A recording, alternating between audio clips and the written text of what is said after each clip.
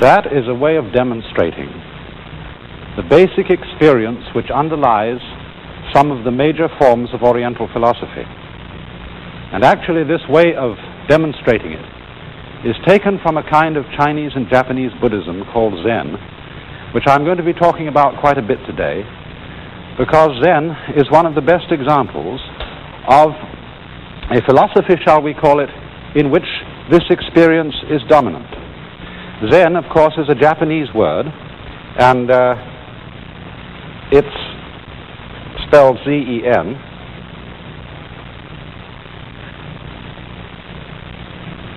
And that is the Japanese way of pronouncing the Chinese word Chan.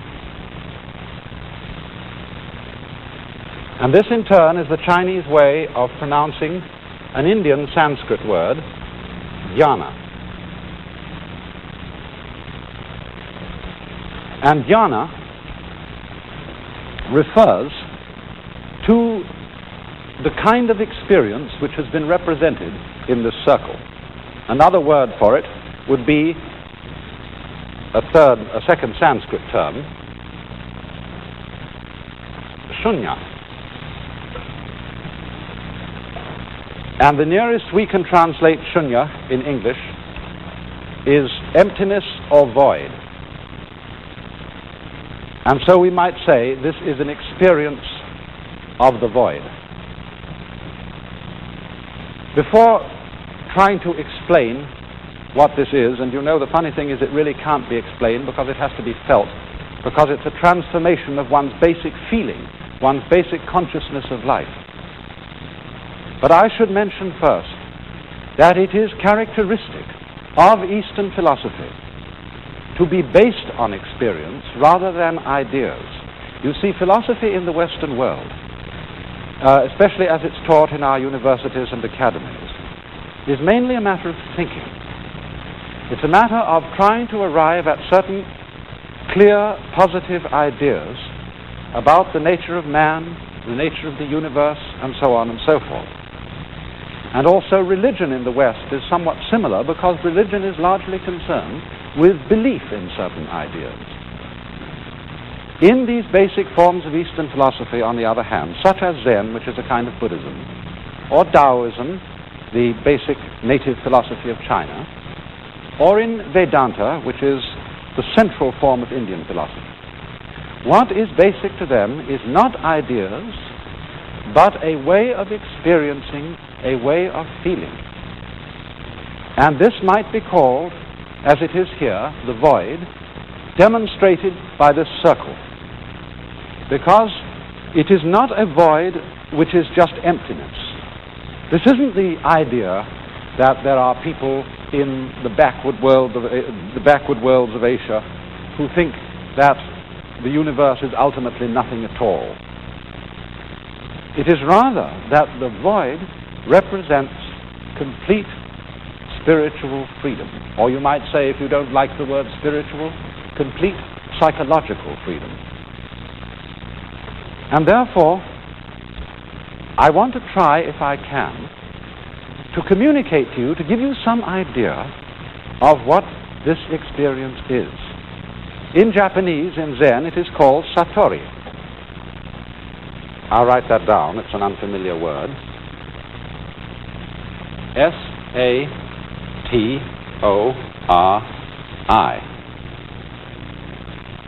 And I like the way that that's pronounced in Southern Chinese. They pronounce it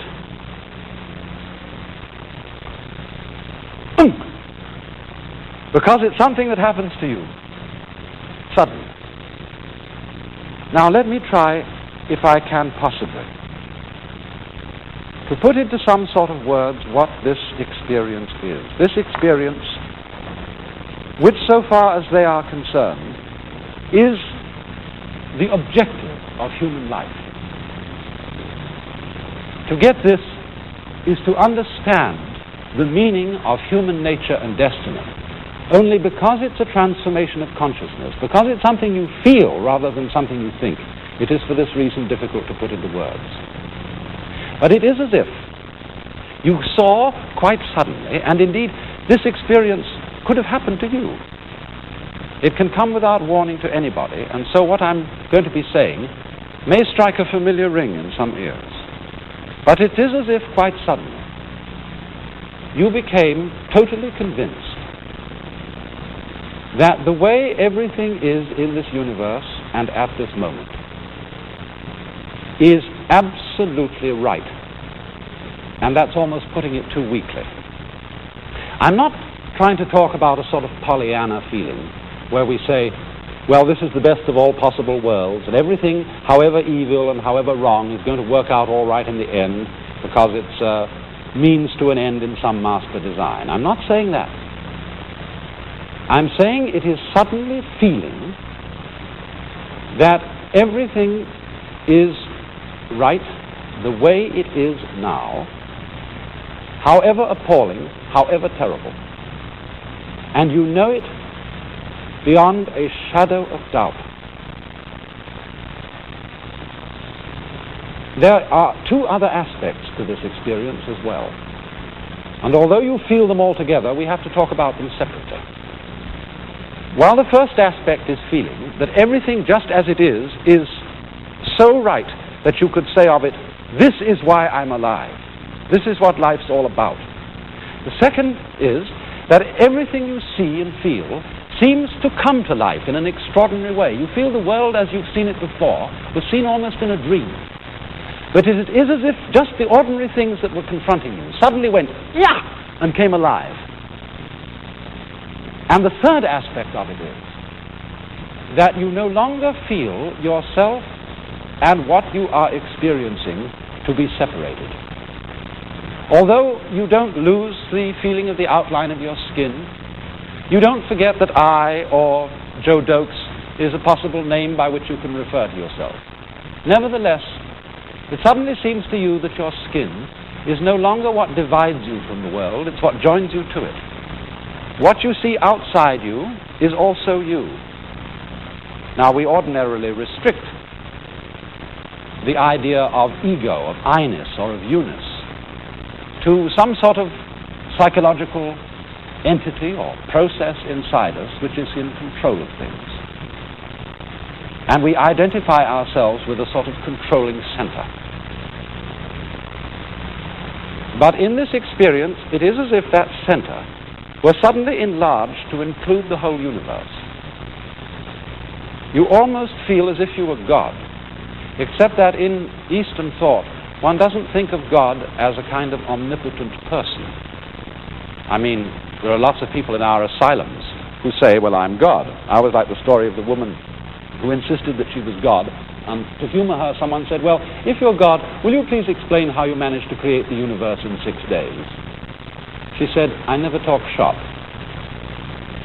It isn't feeling God in that sense, as if you could do anything. But it is feeling that you and this whole world are one. And that in this experience of oneness and the sudden coming alive of everything, and the profound rightness, that's the only word I can use, the profound rightness of each moment, of this moment, however far it may seem to be short of one's ideals of perfection. This is it. And you say, having seen this, I can die content. This is what it was all about. Now, you might think at the same time that an experience of this kind is rather dangerous. I mean, supposing one did become convinced that everything just as it is the ideal, is right. Would this mean that you could go out and murder some rich relative in order to inherit their fortune? Does it mean you can do anything you like? You can kick your father and mother, you can be cruel to your children, that you can steal and rob and anything? In a way, it does mean that. But that is only to say, isn't it, that we are free. And freedom is dangerous. But yet, freedom is one of the things which we cherish as one of our greatest possessions and privileges. But if we deny ourselves freedom, then we don't really have the power to act morally. because all true moral acts are not the acts we are bound to do. They are the acts we are free to do. But freedom is dangerous. The moment you teach a child to walk, you can teach it to kick its mother. The moment you teach a child to use a knife to cut up its steak with, the child can go and kill someone with a knife. Life is risky. Life is not safe. And so in the same way, this experience is not safe. But on the other hand, its content is so joyous that when people are profoundly happy, they are not in the mood, usually, to go out and slug someone. And so you might say, this experience then, which is the foundation of these great forms of Oriental philosophy, that sounds wonderful. And I'd like to get it.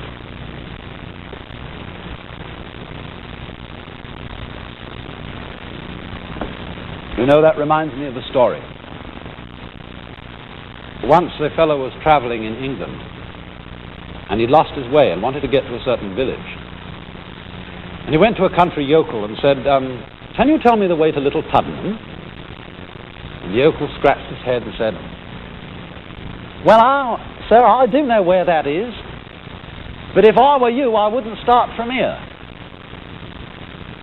And so in the same way, when one asks, how do I get this experience? That's not quite the right question. And to go out to get it is from the first the wrong approach. Because this sort of transformation of consciousness happens to a person only in the moment when, you might say, they give up grasping. They start to treat life not as something to be grabbed, when their whole approach to things is no longer clutching. You know, it was a basic teaching in Buddhism that the root of all human suffering is clinging or grasping.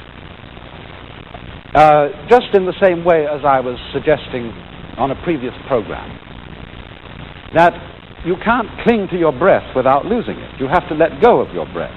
And for that reason, the word that is used in Buddhism for this experience, it's another word, familiar to you all, nirvana, literally means blow out. Whew. Don't hang on. Don't clutch life. And so one of the great problems is how on earth to get ourselves to give up clutching, to give up clinging. But you see, if that's something you eagerly want to do because you want to get something good out of it, this is still a grasping attitude. Well, you know, in Zen, they have a means of teaching people how to stop clinging. Zen, incidentally, is supposed to have been brought from India to China around somewhere between 400 and 500 AD by a fierce-looking gentleman called Bodhidharma. You can see him in this picture by the Japanese painter Soga Jasuku. He's always drawn as a very fierce fellow with a twinkle in his eye at the same time. And when Bodhidharma came to China, he didn't have very many disciples, but there was one fellow who sought him out, and his name was Eka. And Eka came to Bodhidharma and said, "Sir, I want you to accept me as your disciple."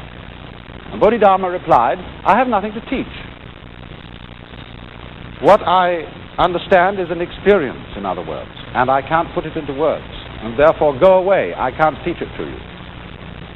But Eka insisted on being taught, and he waited outside Bodhidharma's cave in the snow. And if you look in the picture by Seshu, you can see Eka standing out there. And Eka got so persistent, and Bodhidharma so persistent in his refusal to teach him, that at last Eka cut off his arm and handed it to Bodhidharma, saying, "Look, here is the testimony of my sincerity. Please, take me as your disciple." So Bodhidharma said, "All right, what do you want?" And Eka replied, I have no peace of mind. Please pacify my mind. And by mind, of course, he meant his soul, his self. So Bodhidharma said, bring out your mind here before me. I'll pacify it. But Eka said, when I look for my mind, I can't find it. Bodhidharma said, there, I have pacified your mind. And at that moment, Eka had his Satori. In other words, he had the experience I've tried to describe to you. Because Bodhidharma made him really struggle to catch hold of himself, to find that separate ego, that controlling center which all of us tend to believe ourselves to be. But you know, when you look for it, you can't find it. It's like, they say lunatics sometimes sitting in an asylum are doing this.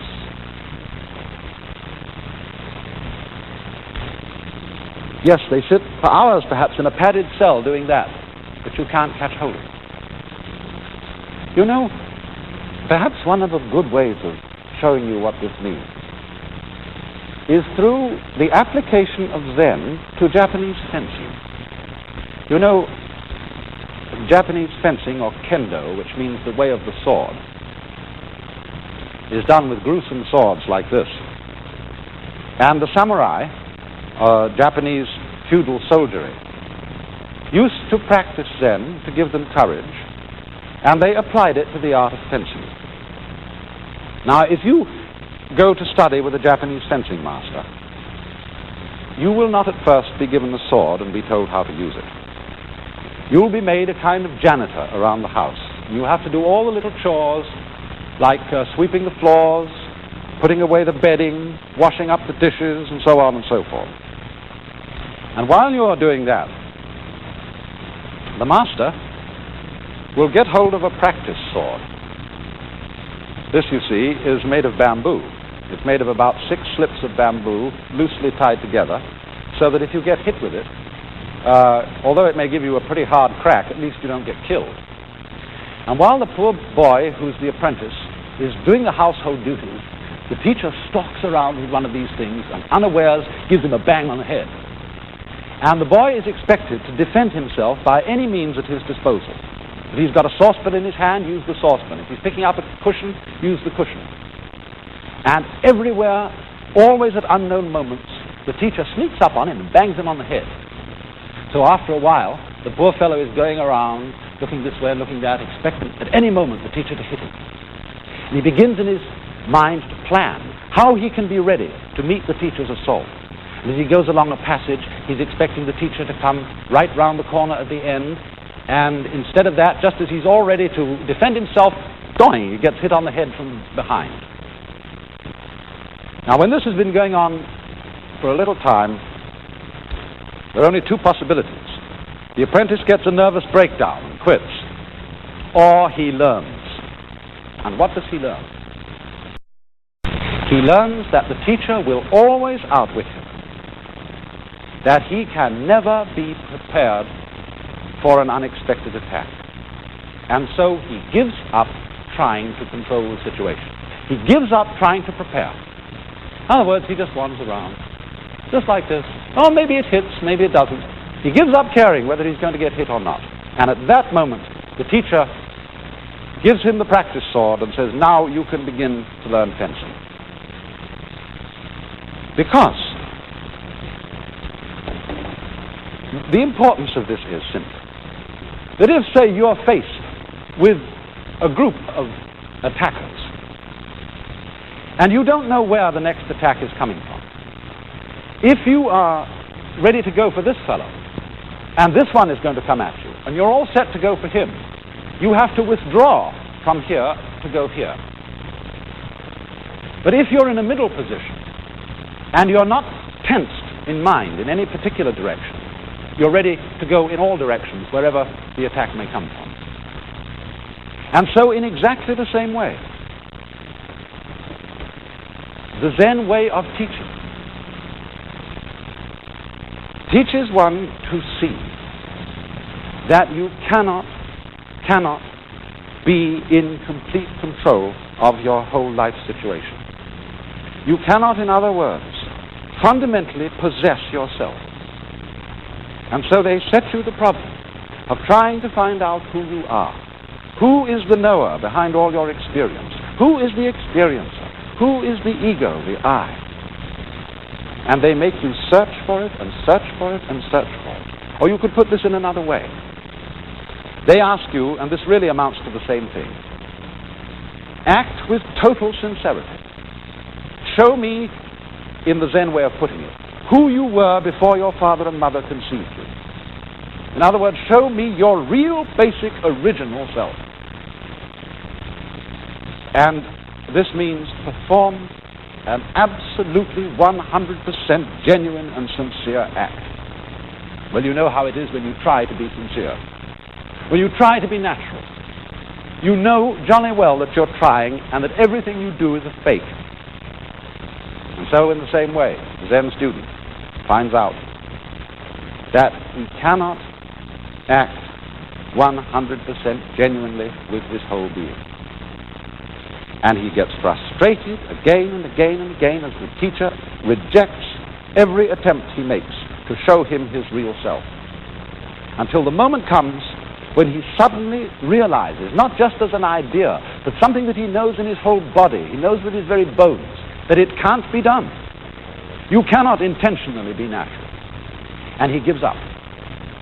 And that moment of giving up is just the same as when the student of the sword gives up trying to prepare to defend himself.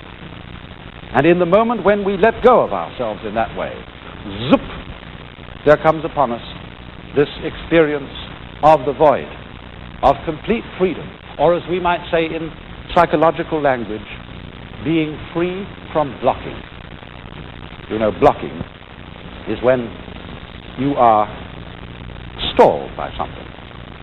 When somebody says something to you that fundamentally embarrasses you, or when an event happens in life which, as it were, knocks the wind out of your sails, you are blocked. And to be free from blocking, to be free from being stopped, being phased, is part of the Satori experience. To be able to go straight ahead, as it were, going with the stream of life and not trying to resist the stream. Just as, for example, if you were actually swimming and you got caught in a strong current, if you try to swim against it, you're perfectly sure to drown. But you have to learn in that situation to turn round and go with the stream, let it carry you, and then in that moment, you and the stream become one. The whole force of the stream becomes one with your own body. And you learn after that how to use the force of the stream, to edge to the side and get out of it in that way. This, of course, is the philosophy of judo, of the gentle way, a philosophy of self-defense in which Zen Buddhism has had a great influence. So then, when the moment of letting go comes, when we see that every moment of life is now it.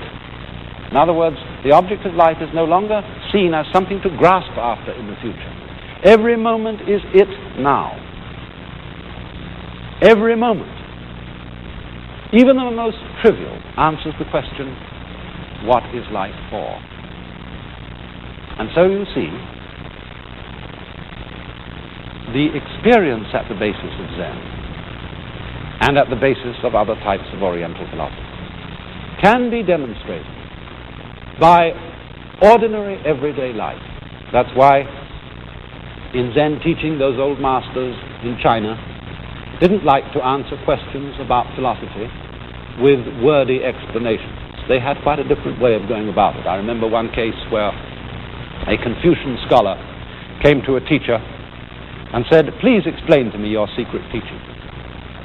And the teacher replied, "Well, there's a saying in your own master Confucius which very well puts it. When Confucius said, 'My disciples, do you think I am holding anything back from you? Indeed, I am holding nothing back.'" And that was all he said. And so the Confucian scholar was a bit perturbed and said, "Well, what do you mean?" And the Zen teacher said, "Well, forget it. I don't want to talk about it anymore." Well, a few days later, they were walking together in the mountains, and they happened to pass a bush of wild laurel. And the Zen teacher turned to the Confucian scholar and said, "Do you smell it?" The scholar said, "Yes." "You see," said the teacher, "I'm keeping nothing back from you." And it said that at that moment, the scholar was awakened. This is the characteristic approach of Zen, to answer questions about abstract, vast matters of philosophy with absolutely concrete, momentary events. Because it is these concrete, momentary events that are the answer. If they are experienced with a mind that is no longer clinging to life and clinging to itself, as I said, the trivial, the ordinary, the momentary suddenly comes zoop to life. And this, you see, this thing that we are living now is the answer. And so Zen teachers have said very strange things when asked philosophical questions. One of them said, "The cypress tree in the yard." Another said, 3 pounds of flax. Another said, "It's windy again this morning." Sometimes they don't say anything. There's a famous story of a Chinese general, I think he was, who came to one of the old masters and said to him, "What is the way?" And in answer, the master